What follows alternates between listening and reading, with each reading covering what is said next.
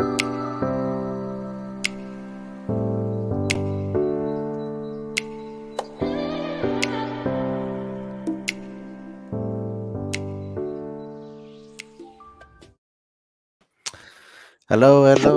guys. Hello, guys. Welcome. It's the podcast show this evening, and you know what it is. We laid back. We're chatting about cricket. We're chatting about different topics. We're chatting about life. It's not just all about cricket all the time, but obviously, majority of the time, that's what we will be speaking about. But I haven't seen Ravi on the show in a long time. It's almost like a catch up with him. So, how's it going, Ravi? Good to see you again. It's been quite a long time since we had a proper conversation. So, what's been going on? What's been going on? Hey, buddy. Thanks so much for having me on the show, and good evening, South Africa. Good evening, cricket fans from around the world. Yeah, no, quite a few developments in my life. I'll be changing careers quite soon. I finally watched Spider Man. Uh, finally watched Spider Man. Finally, I can take that off the list. That's like the priority for 2022 gone. But yeah, no, it's been a good couple of weeks. I'm hoping to catch up on some of the cricket happening with the West Indies Women's Tour coming up very well. That's very well underway. I'm hoping to meet up with the team when possible. But yeah, it's been a good couple of weeks. Good start to the year. Yeah, so much. Yeah, there's a lot that's been happening. I mean, I think generally in sport as well, we're very lucky, um, because when I look at today, I was talking to someone at Newlands. We were watching obviously the game that ended up in a draw. Ryan Rickleton today just put on an excellent performance. I mean, a century and a half century to his name in this particular match.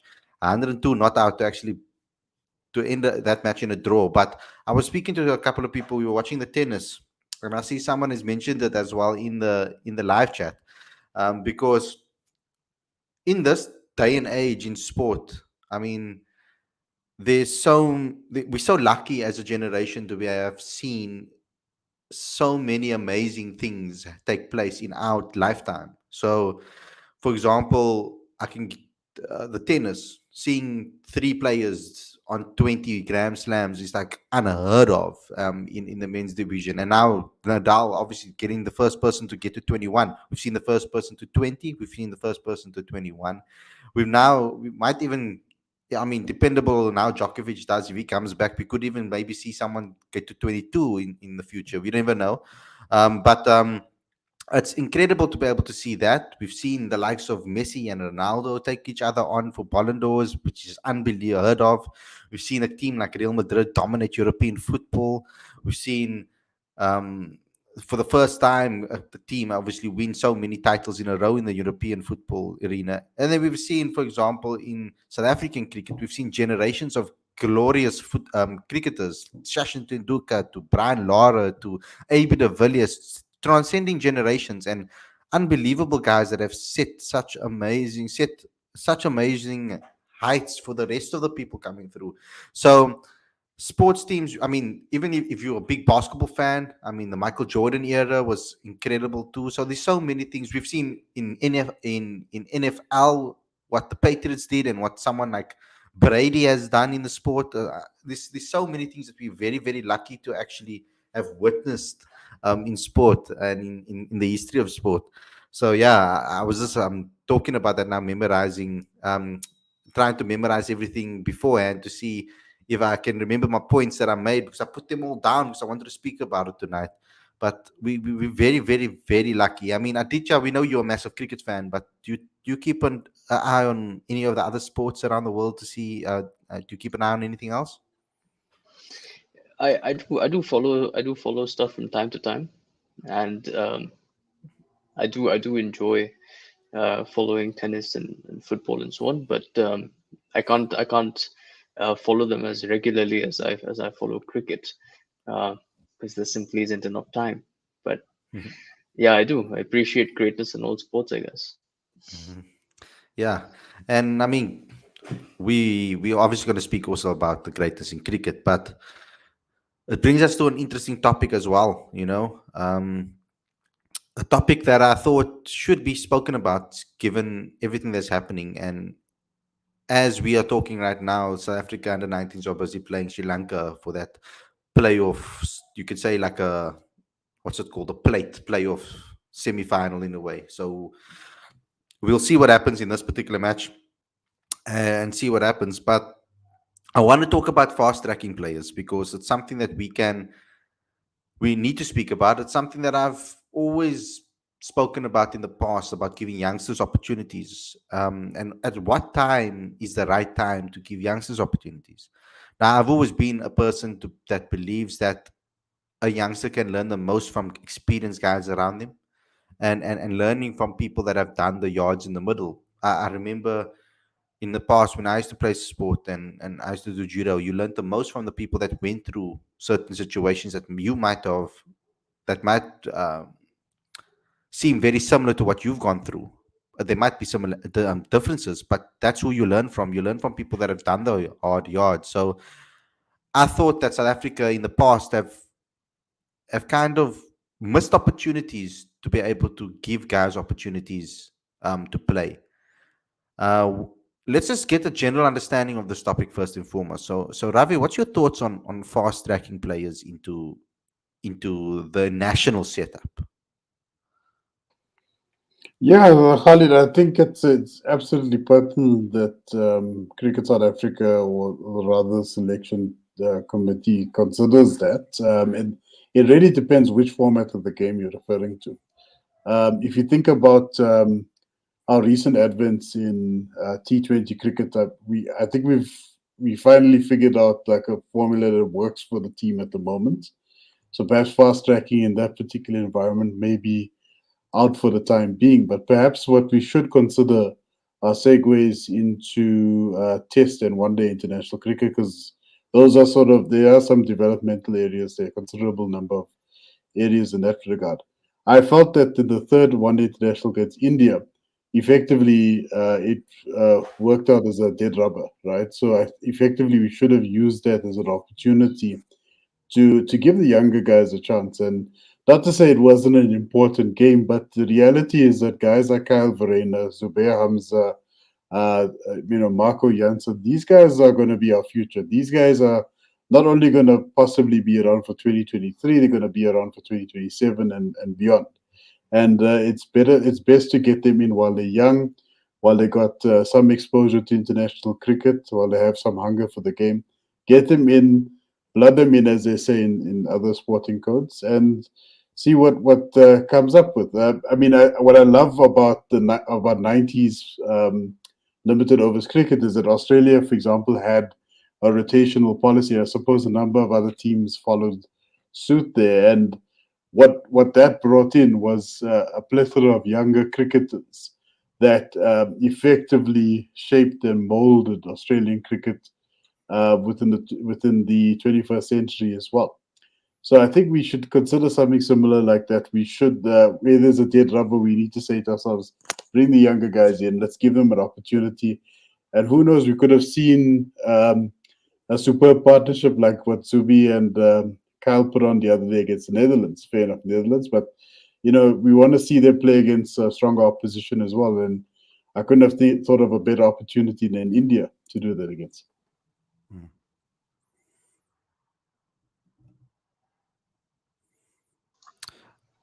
Aditya? It's a massive question, and I suppose it deserves extensive discussion. My view on the subject is that it depends on individual players and how they've matured and how they've figured out their games over a period of time, because no two players are the same. So I can so two examples that I can think of off the top of my head. One is Sachin Tendulkar and the other is AB de Villiers. Sachin Tendulkar was a child prodigy. He was making waves in school cricket and in domestic cricket by the age of 13, 14, 15. By 16, he was in the national team and he made his debut against a lethal Pakistani attack featuring Imran Khan, Wasim Akram, Waqar Yunus, Akib Javed, and Abdul Qadir. And he still managed to produce a couple of substantial scores. So that tells you that this guy has what it takes to be an international cricketer because he was able to score some runs against one of the world's leading attacks. Abe de Villiers, as Deon Bodis told us in our conversation with him, that he Mm. really figured out a game plan only when he was 26. That is 6 years after he made his international debut. And if you look at Abe de Villiers' numbers between 2004 and 2010, they're fairly ordinary. They're he's averaging around 36 in Test cricket. He's averaging around 35 in ODI cricket, and T20 cricket had just about started at that point. So Abe de Villiers we consider to be a once in a generational talent, but he took longer to develop as a player. So we're not suggesting that Abe de Villiers shouldn't have debuted in 2004, but what we are saying is that what if Abe de Villiers had debuted in 2007 or 8? Maybe he would have been a different Mm. player. So it's an individual discussion, and I don't think there's a one size fits all policy that can work for international cricket. Yeah, because I mean there are some risks involved when you put younger players into international setups. Of course, you know if you haven't tested them against proper professionals of the game that have been there for long periods of time, you don't know what's going to happen in a World Cup, not a World Cup in international cricket, taking on international players. Um, it is a possibility that players could be destroyed because of it. It could completely destroy a player if they haven't been prepped correctly for international cricket. And if we were sitting in a situation right now in South Africa where there were quite a few international guys that were experienced in the setup, I think I would have felt a lot easier to fast track younger players into the team, because I feel that they can learn a lot more. If it was a couple of years ago, for example, when we still had Hashim Amla coming towards the end of his career, and we had still the likes of Abe de Villiers in the team, Faf du Plessis in the team, and all of those guys still around, I would have felt a lot more comfortable to fast track a youngster like Deval Brevis into a team. So I would have felt obviously way more comfortable, because then he can look around the dressing room and learn a lot from them. Um, those players that we mentioned that were fast tracked as well from a South African point of view, majority of them were playing domestic cricket before that. They were given opportunities to play domestic cricket before that. It wasn't just straight from the under 19 World Cup straight into a South African setup. So that very seldomly does happen. I mean, KG Rabada played domestic cricket too. I know we want to quickly say, I think Vian Mulder probably had one of the quickest rises in South African cricket into the international setup, and yet he also played domestic cricket first. He was a schoolboy playing in domestic cricket. Brevis, actually, to me, he's also young still. I mean, he's just finished, basically, he's finishing school. And for me, I think he hasn't even played a game for Northerns yet from that perspective, where I feel I had a couple of games or a run to see how he performs under those type of pressures. There are different types of pressures when it comes to those things. And currently, I feel that the fact that Russ is performing the way he has performed, it does give an extra cushion for a guy like to maybe bring someone like Brevis into the team, because now he's matching the performances with his experience that he has in cricket in general. So Russ is becoming a unique experienced player compared to others. You get your normal experienced players where you feel they've played a lot of international games and you can say, okay, they're experienced internationally. But then you get guys that are domestically very experienced, came across a lot of international players from a South African point of view and spoke to them and learned from them, but might not have the international numbers with regards to games played, but they have cricket knowledge and cricket experiences that they can offer to youngsters. So yeah, like it depends on the situation, of course. It uh, completely depends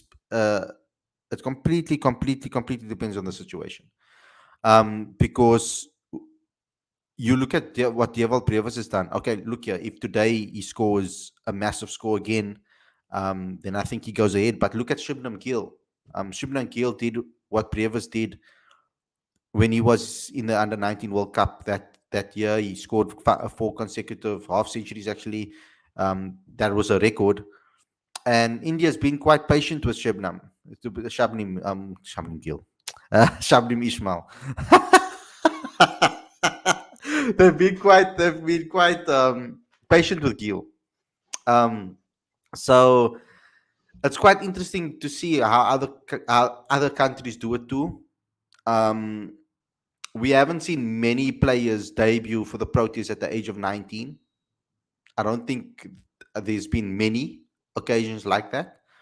But yes, and I agree he's a special talent, but that also means he needs special um what's the word? Special treatment with regards, or special what's the word I'm looking for right now?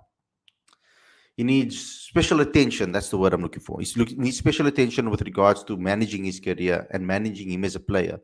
Because I mean, if the rumors are true, and he's in the RPL auction at a young age, he's going to be playing a hell of a lot of cricket from a very, very young age. That can also take a toll on him, because it's not the same as, for example, an Indian player playing in the IPL at the age of 18, because they will play cricket there and not play international cricket. But if you look at a guy like Dewald, if he gets into the IPL, he most likely is going to see international cricket. So that's international cricket, domestic cricket, a lot of cricket that he's going to be playing from a very, very young age, which wasn't necessarily something that, for example, Sachin had to experience in the past when he was a kid coming through the system. Look, I think it's I'm not a fan of the comparison between a young Indian player and a young South African player for a variety of reasons. One is that in South Africa, cricket is considered to be a summer sport, and by default, the weather conditions in India are such that a young Indian player just ends up playing a lot more cricket than a young South African player.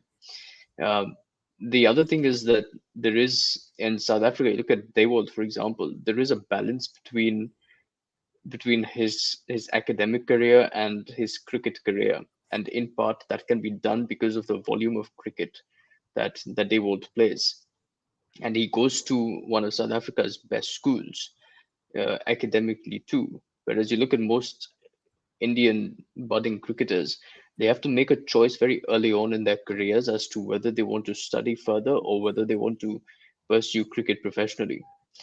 Um, you look at Prithvi Shaw, for example. Prithvi Shaw has had the media around him since the age of 14, when he scored some 540 odd runs in a day against a certain opposition in school cricket. So he's had media attention for him, has had media attention around him long before he even started playing the Ranji Trophy, or he started playing for the under 19 teams in India. So I think that comparison is uh, I don't think it's a valid comparison. It's not fair to South African players. So therefore, you look at the volume of cricket that Prithvi Shaw has played, you look at the media attention around him, and you look at the rigors that he's been through to play the amount of cricket that he has, because he lives about like 2 hours out of Bombay. So even at the age of 11 or 12, he used to wake up at 4 in the morning, travel 2 hours by train, spend an entire day in Mumbai playing cricket, and then go back at night by train, traveling 2 hours. And he's done that at the age of like 10, 11, 12, and so on. So by the time he is selected to play at the age of 17 or 18 for India, he's very well prepared to deal with the pressures of it. And that's the question for Dewald Brevis or any of the other young South African players. Mhm. Yeah, so I wasn't necessarily making a comparison between the two players from that perspective. I was just saying that when you look at the noise that is not the noise, but the tension that was around these players, there was, I remember a lot of people talking about Gill in that World Cup when he did that, and there was a lot of media attention that he was getting all around. And what I was trying to explain is that we need to look at players individually and see what their situation is compared and look at each one on merit. Just because we fast tracked someone back in because that's the comparison I actually wanted to bring up, and I didn't maybe communicate it correctly. Is that just because someone was fast tracked in the 90s or the 80s or whatever the case may be, or whenever it was, doesn't mean that the case should be just because someone else did, now this person must do, and just because they're not, now someone else must do. So the I would like to look at each individual situation and take it on merit, and look at it and give it attention based on that. So looking at the South African setup right now and looking what South Africa needs, is there a spot available currently in the national setup for them to fast track him in currently? We need to look at it obviously per format. Um, it's not something that we have no clue how Brevis is going to be in 4-day cricket, for example, because he hasn't played the long format. We're seeing him in 50 over cricket. We've seen him perform, and we've seen him in T20 cricket, and we've watched him perform. We don't know how he's going to how he's going to perform in 4-day cricket. It's completely different pressure. It's a completely different level. It's a completely different. Um, it's a completely different mental challenge from a mental perspective than any other format.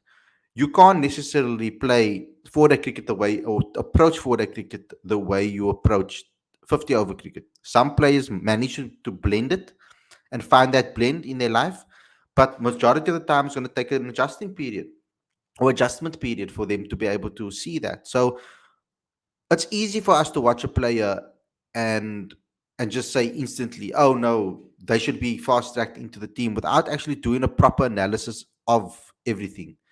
As I'm watching Brevis, obviously he went out and very, very peeved off about it. She's walking off the field, very, very peeved off about it. It's good to see I like to see players upset when they lose their wicket. Not necessarily bashing their heads against walls or anything, or bashing their bats against the walls, but I like them to see upset, to see them upset about them losing wicket. It means the wicket means something to them, you know. But yeah, like when it comes to fast tracking cricketers, I would like a better analysis to be taken place from somewhere within CSA when it comes to giving players opportunities. You know, um, it needs to be, the timing needs to be right when it comes to this as well, and it's very difficult for me to speak about it without showing you evidence of it, because it's very difficult to prove. You can't prove it beforehand. You can make a calculated guess, or you can make a calculated assessment on what you think it would be the right time for a player to be fast tracked into a team or not. But I do believe that environments are important for fast tracking. If your environment is set up, your team environment is set up for youngsters to come in at from as young as Dewal Previous, for I'm just using him as an example, but for a young player to come in and take on the world of cricket, I think the environment needs to be right. So now I'm not comparing, but when KG came through the system as a young fast bowler, he had Dale Steyn, he had Morne Morkel, he had Kyle Abbott, he had all these experienced bowlers around him that could give him so much knowledge on how to manage himself as a cricketer. I feel currently South Africa's batting setup has not shown me that they are experienced enough to worry about a youngster coming in or to help another youngster. They're worrying about their own game first and foremost. They need to worry about themselves first so that they can score runs, rather than worrying about helping a youngster settle in and helping him learn about the game. So I wouldn't have an issue with Dewar playing first a season in first class cricket and show that transition. I would maybe that's where I will be a little bit more lenient with regards to that. I will give someone like him maybe a quicker run to the Proteas setup because I've seen his talent and he's proven it. So like Marco Jansen. Marco Jansen was a young up and coming talent that everybody saw. The two twins actually, Tuan and Marco, both of them were coming to the system, and we all put our eyes on them and like, wow, these boys are excellent. Like we all thought that they would be great, and we put that emphasis on them, and then they were seen, and then they were basically fast tracked into the, like, currently he's been fast tracked. Janssen's been fast tracked into the international setup almost in a way very quickly. His rise has been meteoric. Like, if you look at it, I've done a piece in the past where I showed how quickly he's risen from schoolboy cricket straight into into games with the Knights, and then straight into games for the Warriors now, Marco. So there's certain places you can do it with, and there's also ways of you to be able to check when the right time is to for you to put them in. And yeah, I just wanted to raise that point. And maybe, I don't know, maybe it's a valid point, maybe it's not, Ravi.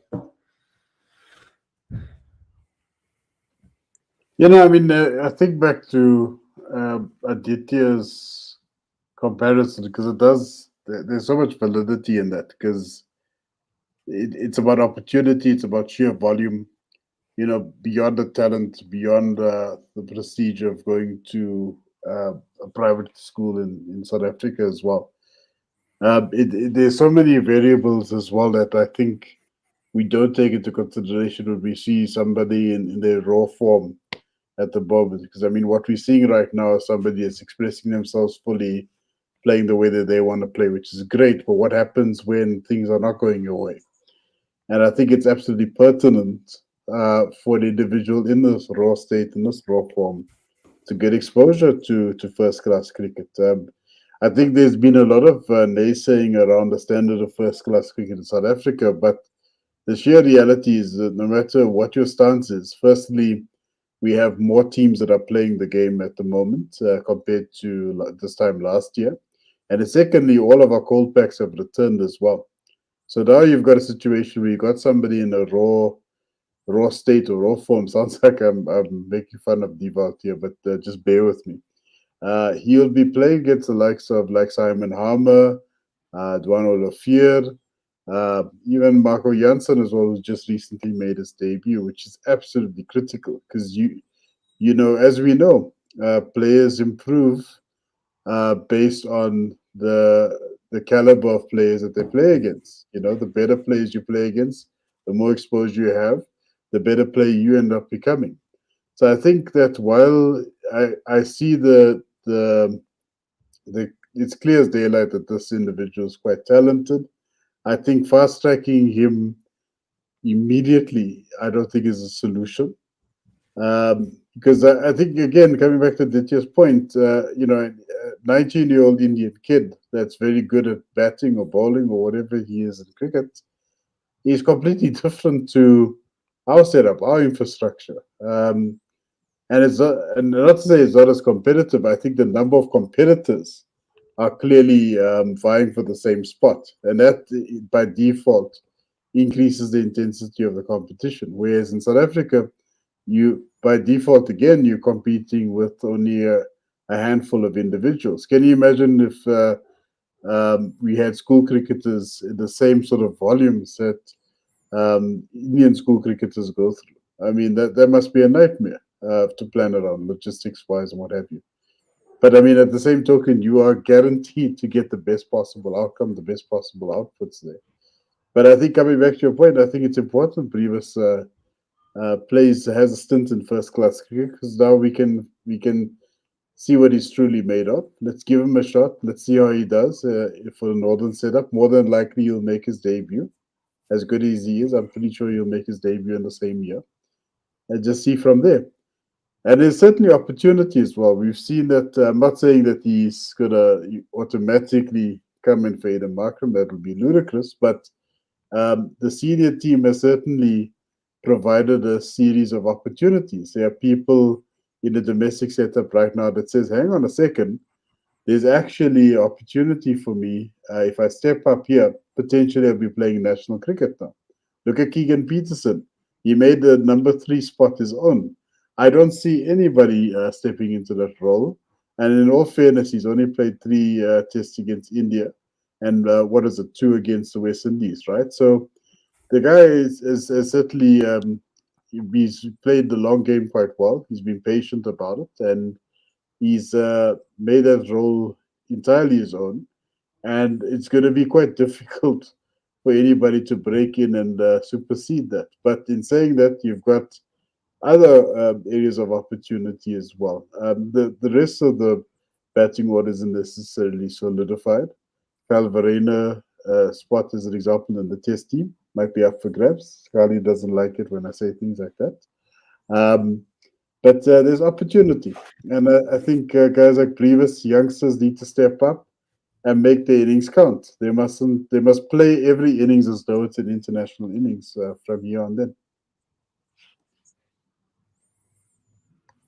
Yeah, and I know it's not it's not my decision, or it's not I don't have the, like, it's not me that will have the final say on where the player should be or should not be ultimately. So I don't have enough knowledge or background to be able to say when a player is ready, um, to be fast tracked into international setup or not. That's what the coaches should have the insight to see, that the scouts, um, the selectors should be able to see that, whether a player is capable of being taking that step up or not. Like, it's something that we can just only talk about and just consider it. I particularly am one of the guys that maybe thought that a guy like um, Gerald Kutsia, for example, will be fast tracked into the South African setup because of the speed that he was bowling at.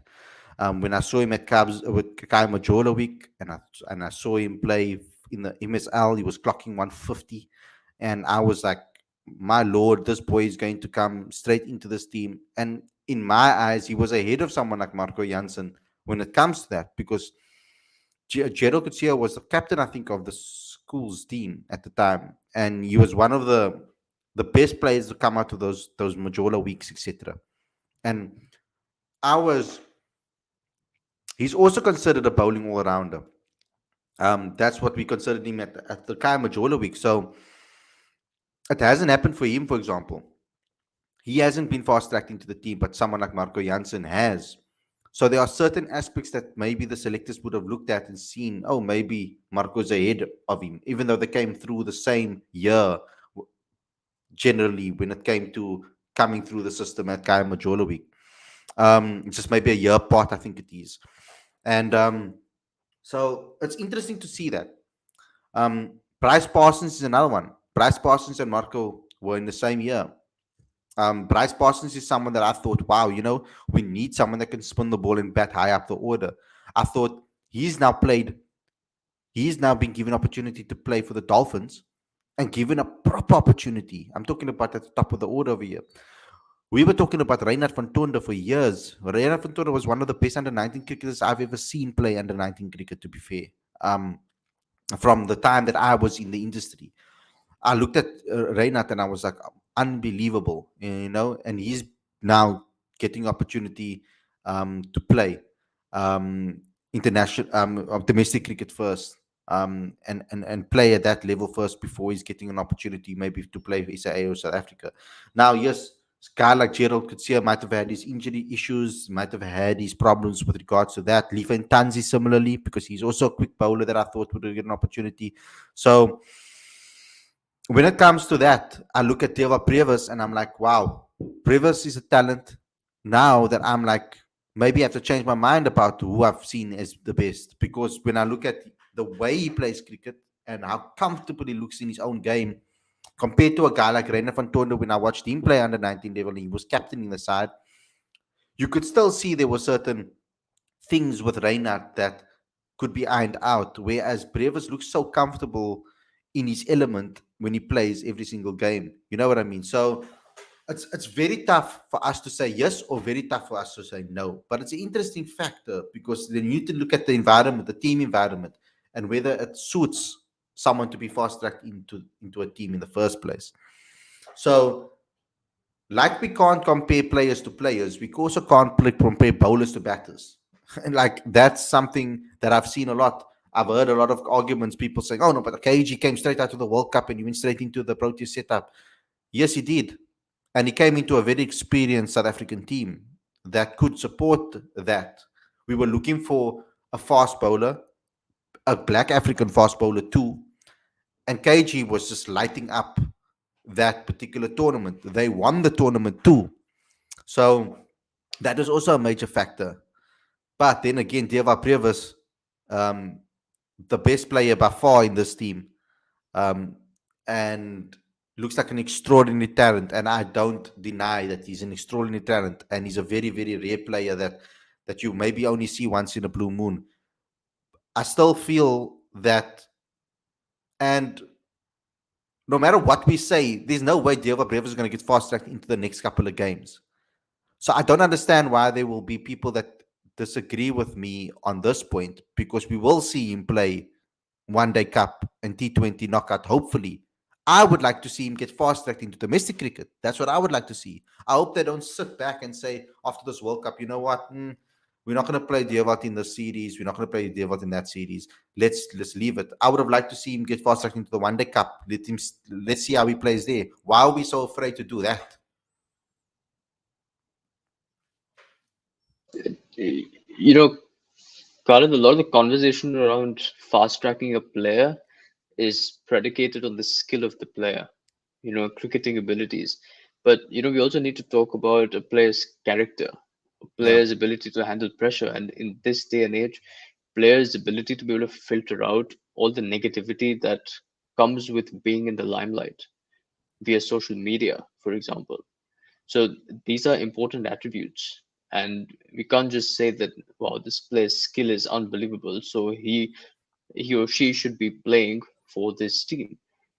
Character matters. Your ability to deal with criticism matters. Your ability to deal with social media matters.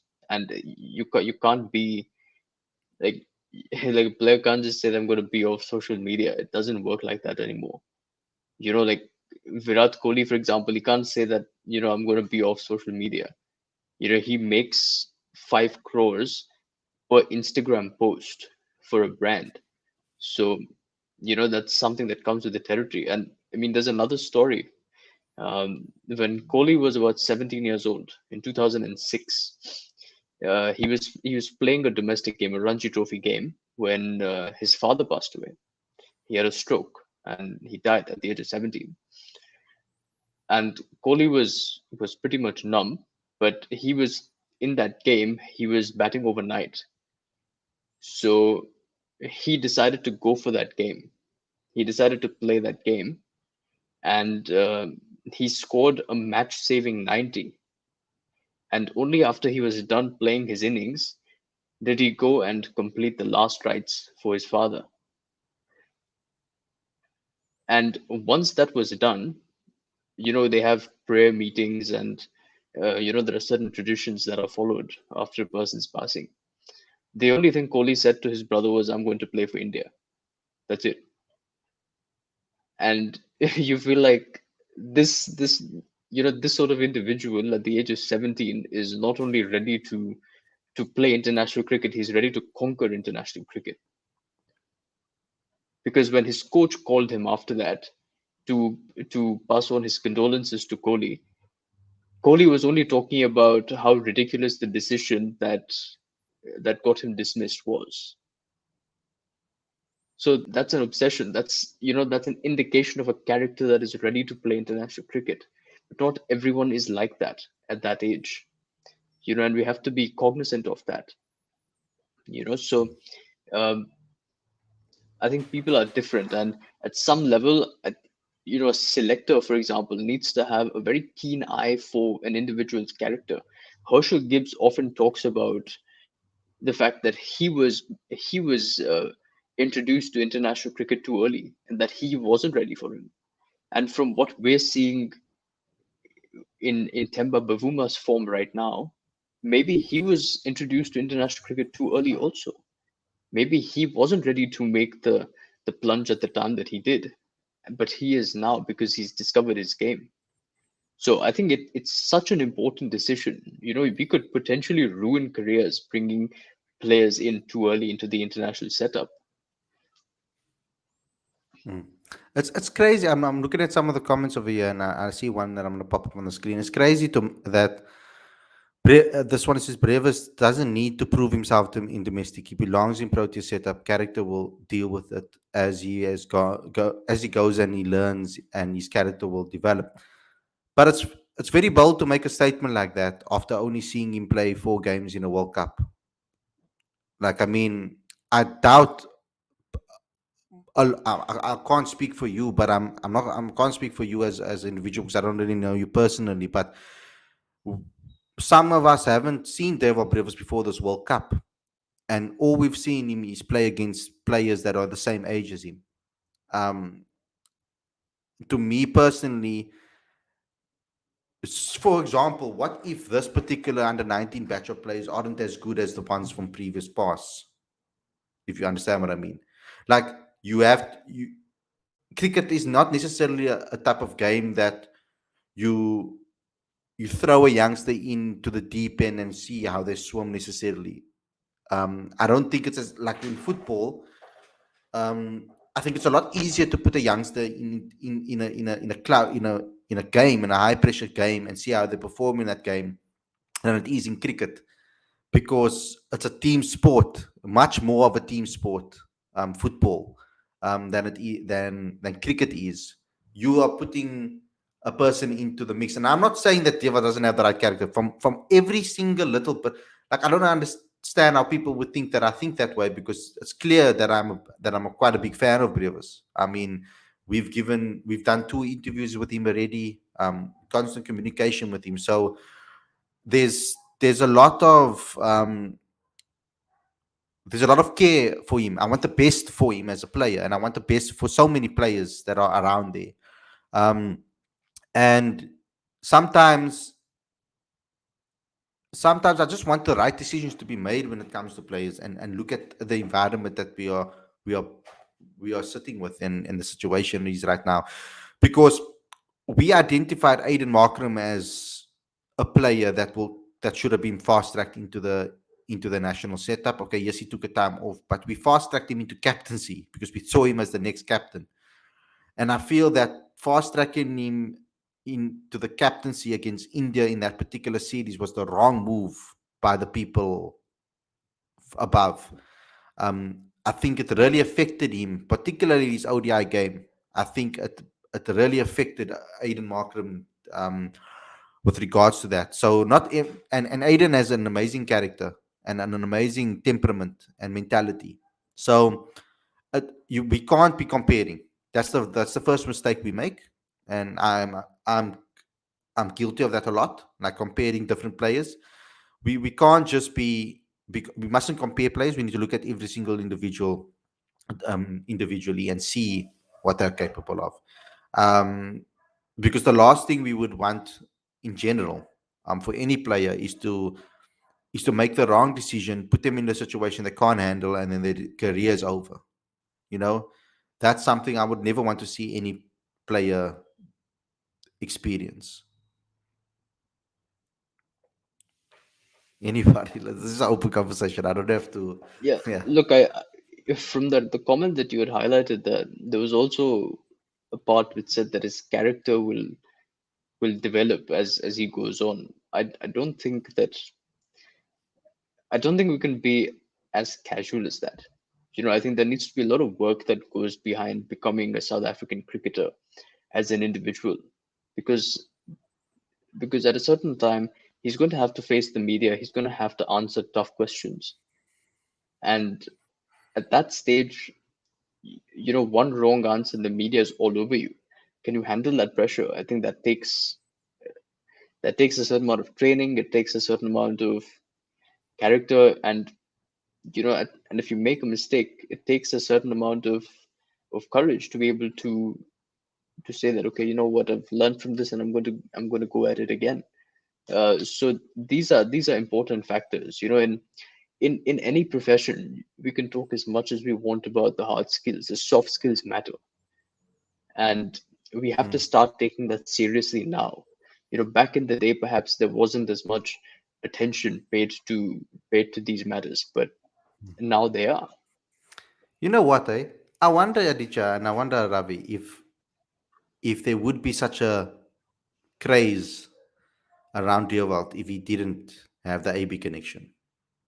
Like say now for example, he looked like he batted like let's think of another top batter that used to play for South Africa. Say now he looked like Hashim Amla, the way he moved his Carlos. wrists and or like I mean, there's been comparisons to Carlos for so many players, but maybe Hashim Amla, the way he moved his wrists or the way he played. If the comparison wasn't there with AB de Villiers, would there be so much hype around him if the situation happened? Like if he didn't look like AB batting in the middle, would there be the similar amount of hype around him?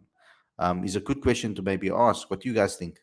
And I'm just asking this question. I'm not saying that that's because I think Deva Previs is an excellent player on his own as Deva Previs, just to put a Mm. disclaimer out there. Yeah, I because can see honestly, I can see the I'm. differences between the Mm, two players. For example, I can see differences yeah. between AB and Previs. I don't know if others can. There Yeah. are some similarities, but I see distinct differences between the two players. So from my perspective, I only started watching Daniel Brevis because of the hype. Um, so I think that was kind of like a trigger point for me. Sorry, Deval Brevis. What did I Daniel say? Smith is the other. You said Daniel. Did I say Daniel? So I'm Yeah. watching Cobra Kai all the time. But anyways, Deval Brevis. My apologies. I can see the comment section must be going ablaze right now. But I only started watching the kid, when the comparisons, people started referring to him as baby AB and what have you. And I saw a couple of shots, and perhaps those are the shots that look very circumspect, very similar to AB de Villiers shots were sort of broadcasted. And you get these fan made highlight compositions where they put like all the different shots of a specific player. And I thought, okay, there's some merit in this. But I think incidentally it has created a significant amount of hype and may very well add pressure unnecessarily, perhaps, for this guy. And I don't know. Let's see. Let's see what happens when he does make his first class debut, because I Mm. think that's inevitable. That's not even a question. It is a high probability that he'll make his first class debut this year. Because I mean, I saw him in Cubs week, and I remember comparisons happening before that as well. Because I saw him at Cubs week. That's obviously one of the main. That was one of the main weeks that they selected the teams from. You know, for the World Cup. That week actually was a very defining week for these under 19 cricketers because Shukri Conrad and the coaching staff watched that particular week as well. They were all there that day, watching and having their final preparations to pick the teams. And there was already comparisons then happening with regards to Devat as he was coming through, and obviously people in his family or people friends of his that went to school with him and and that have seen him play for his school would have made those similar comparisons. But that's also because he's spoken about AB as his hero for quite some time. It's always been a case in his mind. Um, but the ABD factor is obviously going to put more eyes on him. And you know what, eh? That actually brings me to the point that has shown how much character this boy has actually. Because for people to hype him up before this tournament and for there to be so much hype around him and talk around Deval, for him to deliver so many times, because some players would crumble under that pressure and comparison. It's happened before, because every time we as human beings generally like to compare. It's in our nature. This is the next this person. This is the next Colors. This is the next whoever. This is the next Gibbs. Or I've never heard anybody actually say this is the next Gibbs before, but this is the next Colors, or this is the next. From a South African perspective, I haven't heard that, but so this is the next Graham Smith, or this is the next whoever. So we like to do that as people, generally speaking. So yeah, it's in our nature. Funnily enough, I personally feel like Devold Brave's hype comes from the fact that he's performed. Yeah, definitely, He's really made a lot of runs. If he definitely. hadn't made runs, and let's say uh, Ethan Cunningham had made runs, then it might have been a different story. Perhaps there would not have been so much attention. But I think it also comes from the fact that AB de Villiers confirmed that he was mentoring David Bravis. Mm. You know, if and I think that's where it all started. And then, of But I course, think, the ICC playing into that baby AB narrative, which is just insane to me.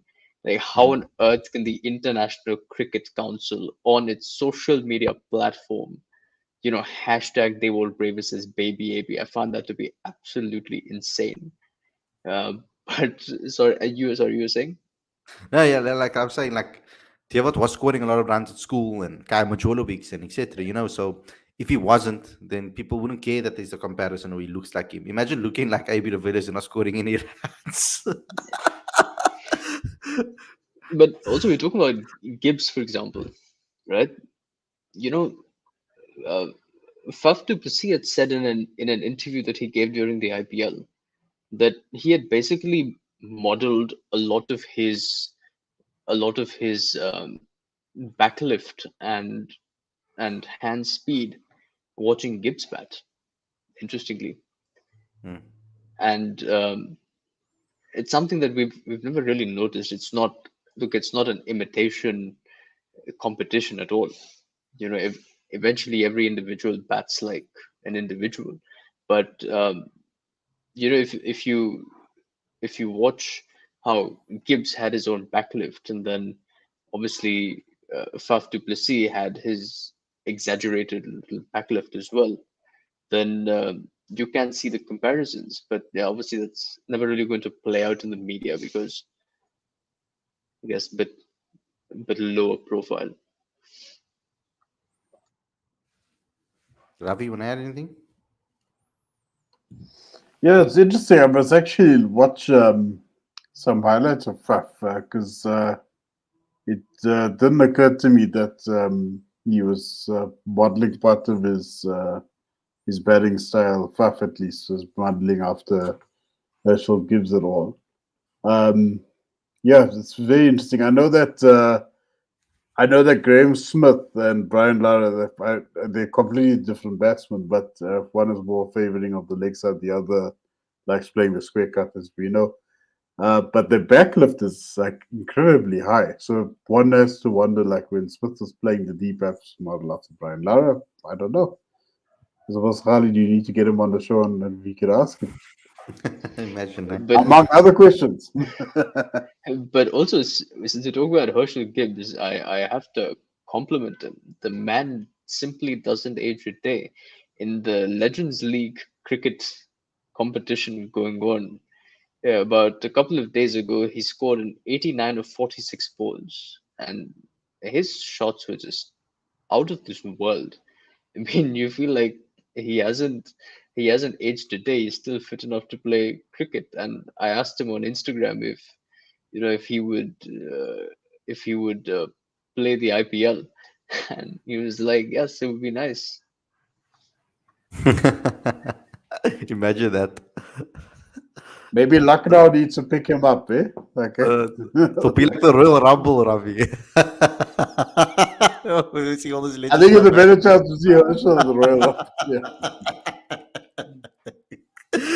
Yeah, no, like just to say, make it clear over here, because it seems like maybe there's some things filtering or feelings filtering through in the live chat that we don't like their Brevis, which is 100% not the case. I mean, I think we're all big fans on this channel of Devot and his ability and what we've seen of him. So I only want the best for the guy. If it's the best thing for him to be fast tracked, then that should be made. But that's not a decision we will make. That's a decision that the staff need to make. And I hope that they make the right decision with him, because he's a talent that needs to be looked after, definitely. And there are so many other young talents that are filtering through that we also need to talk about. I saw that young fast bowler bowl today for South Africa. My lord, he was 15-year-old. He looked really, really good. And someone that we really need to also monitor and make sure that we can um, hold on to someone like that. I just want to give quick updates on what has happened in the 4-day series that concluded today, because we will be putting our wrap up very soon as well um, on that. Okay, so The match between the Six Gun Grill Western Province and Imperial Lions was drawn. Then we had a drawn match between the G Bets Warriors and the Dolphins. There was a massive win by the Rocks, who won by an innings and 20 runs against. Uh, I mean, the Rocks won by an innings of 20 runs against Northwest Dragons, and it was Mahima that was excellent in that particular match with a spin. He was really good. I mean, obviously, the Milan brothers also scored some runs. We had Stian van Zyl in that match also with an excellent 127. Then in the Titans completely destroyed the Knights. The Titans won by an innings and 153 runs. It was a complete domination from the team from Pretoria. The standout performer there would, from a Titans perspective, we know that they were obviously only batted once, and Sibonela Makanya got 111 in that match, so he was like the key batter. Him and Hendrik Klaassen put on an excellent partnership over there in that match. Um, there was, though, a fifer from Alfred Matoa in that particular match as well, from the Knights' perspective. So he bowled quite well. But that's against a very good bowling attack that they played against, the Titans. Michal Pretorius, Gerald Coetzee. Those are two fast bowlers, and Budaza, it was in that team. So for the Titans to completely dominate the bowling attack like that, also coached by Alan Donald, it proves a lot, you know. Um, and but yes, it was at the in Bloemfontein on a flat wicket too, probably, because that's how we know. But the Titans looked obviously a lot better than the Knights, as you see. They followed on. Um, there was some, you could say, sort of redemption for the Knights with Patrick Kruger being the only one that walked over the half century mark.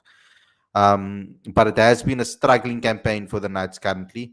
Let me just go back and finish up the rest of the scores that has taken place, because today was the last day, guys, of course. Then we've got, um, I've said all of them, and then we've got the Division 2 guys that also took place. We had Eastern Cape take on Northern Cape. Northern Cape won by an innings and 271 runs. We've had Mpumalanga take on Easterns.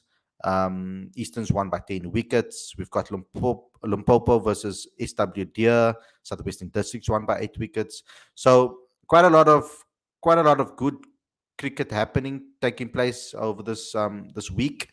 It was interesting. Let me just tell you the tables.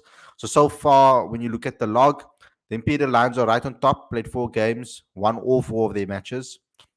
GBets Warriors have won 3 out of 4.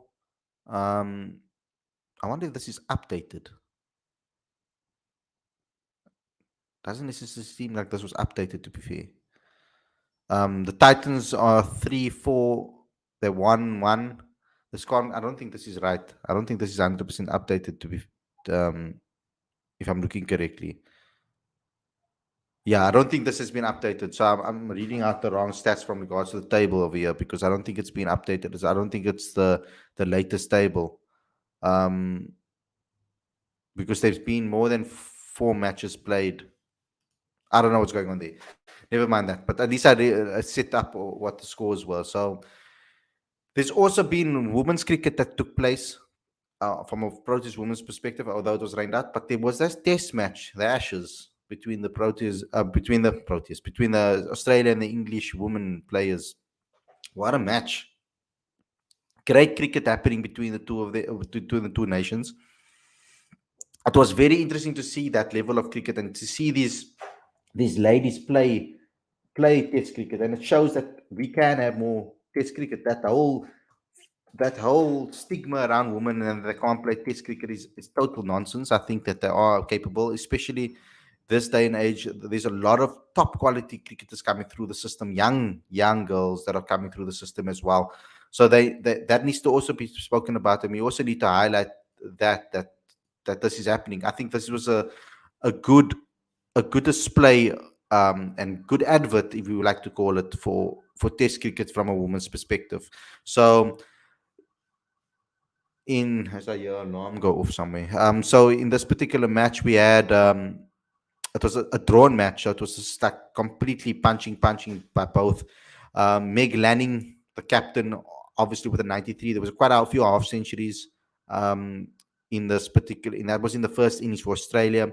Then in the first innings for England, we had Heather Knight score 168.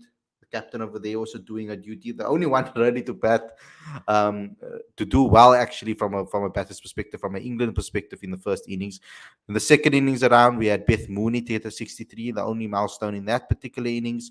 Um, they bravely declared there too to try and win the match, and then England also, Nat Skyver got a 58. That was the half century, and Heather Knight got with a 48. So it was a very, very good game from a batting perspective, I feel, because there were a lot of declarations that took place over here. There were two declarations from Australia in the match. So, yeah, interesting perspective to look at, and a good contest happening over there from that perspective. Let's wrap things up, guys. Anything else you want to say? I really enjoyed the bowling effort from the English in the first innings. Brunt actually took a fifer in that match as well. So while the batting was superb, I have to say the bowling was absolutely incredible as well. And Brunt is actually the captain, and I think she played 14 Test matches and just recently clocked 36 as well. So that was a superb bowling display from her.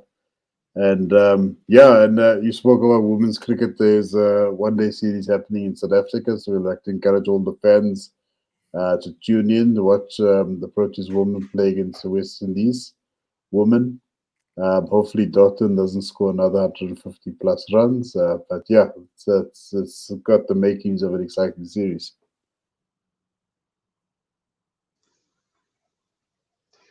Well, I hope everyone's having a nice Sunday, nice relaxing Sunday, and enjoy all the sport that's coming your way. We're lucky Mm. that we have, such quality cricket and such quality tennis and football and so on. So enjoy it. But if I do have to add a plug for some of the cricket that has been played, um, there was a Legends League tournament that was going on, and a bunch of key players would include Kevin Peterson, Herschel Gibbs, Darren Sammy, Brett Lee, Mone Mokel, and so on, all of whom played a final yesterday. And Mone Mokel is bowling in the 130s still 4 years after retirement, and it is Crazy. unbelievably impressive for him to be bowling the way he is, and his fitness levels are unbelievable. I'd say the Faster same than about. Dwan Olivier. Shocking. I didn't say that. But yeah, he's clocking those. I mean, he bowled the fastest ball of the tournament, and he's still going great guns. Kevin Peterson was outstanding. Herschel Gibbs, as I mentioned, was phenomenal as well, not only in batting but also in the field.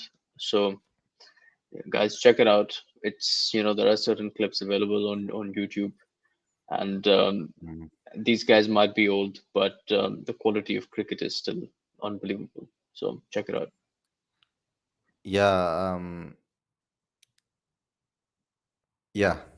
I wish I could watch it live. Aditya makes me jealous every single time he sends me a scorecard. But guys, thanks a lot for tuning in. I hope you guys enjoyed this episode. Don't forget to smash the like button, comment, share, subscribe, and click the notification bell for all future videos as well. Also, don't forget to download the latest issue of Cricket Fanatics Magazine. Every single issue is 100% free straight to your inbox every single month.